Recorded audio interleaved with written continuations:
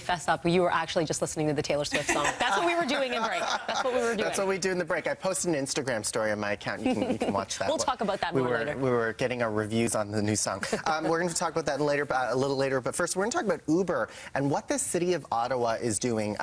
Accessible transportation, constantly an issue, trying to make a city more accessible so people can get around. So Uber in the city of Ottawa coming up with an agreement that 7 cents per trip will go towards enhancing accessibility within the city. What do you think? Is it 7 cents regardless of how long or how big your trip is? Yes, I think it's just one of those levies that get put on top of every trip, and then they will collect that, and the money collected will go towards, again, accessible transportation. That's great. You're not going to miss that 7 cents, but that is going to add up very quickly, and this is the only city, first city to do it in Canada, right? Yes, Uber has to work out these agreements with each city, but this could be the start of a very big trend, and of course, it's something that we're constantly talking about.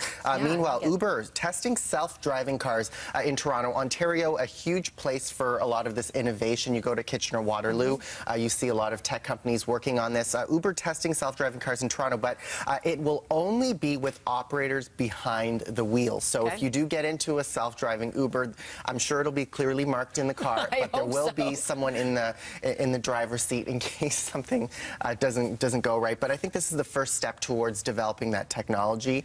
But maybe one day they will phase out those drivers and you'll just have driverless cars completely. But a dumb question, though. Even if they have the driverless technology, would they not need the driver there should something go wrong as a backup? I think that will be the case for a long, long, long time to come. I think the days of seeing nobody in the car, we're quite a ways out still. Yeah, okay. Very interesting. Thank you so much, Winston.